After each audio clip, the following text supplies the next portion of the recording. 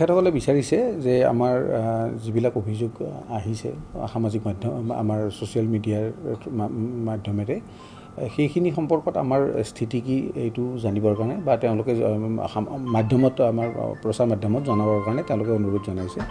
ইতিমধ্যে আমি এই কথাখিনি যেতিয়া সামাজিক মাধ্যমত আহিছিলে 26 তাৰিখে আমি আপোনালোকৰ আমি এটা প্ৰেছ মিট দিছিলোঁ আৰু সেইখিনি আমি নহয় বুলি পেলাই মিছাটো বুলি পেলাই আমি ঘোষণা কৰিছিলোঁ।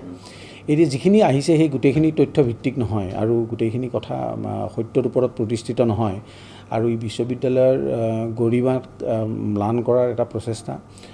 আমি যিবিলাক কাম কৰি আছোঁ আমাৰ গভৰ্ণমেণ্ট অফ আছামৰ যিটো ৰুল আৰু GFR জেনেৰেল ফাইনেন্স ৰুল 2017 এই মতে আমাৰ গোটেই প্ৰক্ৰিয়াবিলাক হয়।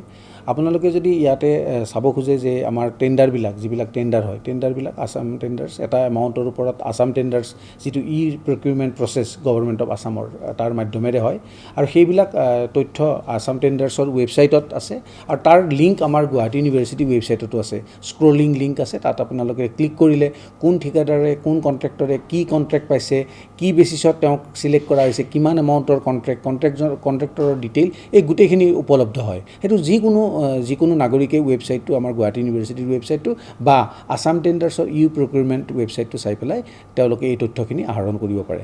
কিন্তু সামাজিক মাধ্যমত যি ভুল তথ্য প্ৰচাৰিত হৈছে এই বিশ্ববিদ্যালয়ৰ গৰিমাত আঘাত হানিব পাৰে। সেইকাৰণে আমি কৈছোঁ যে এই তথ্যৰ ওপৰত বিশ্বাস নকৰি পেলাই আচল তথ্য যিখিনি এই procurement portal government of Assam tenders বা আমাৰ গুৱাহাটী বিশ্ববিদ্যালয়ৰ যিটো টেণ্ডাৰিং প্ৰচেছ সেই প্ৰচেছটোৰ গোটেই ডকুমেণ্ট ৱেবছাইটত আপলোড হৈ আছে, সেইখিনি চাই পেলাই যাতে সিদ্ধান্ত লয়।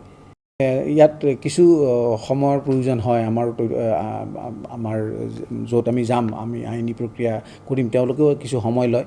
এইখিনি কাৰণে আমাৰ সময় লাগিছে। আমি তেওঁৰ কথাৰ ওপৰত ভিত্তি কৰি নহয় আমি আমাৰ মতে আমি আগবাঢ়িম, আমাৰ টাইমলাইন মতে আমি আগবাঢ়িম।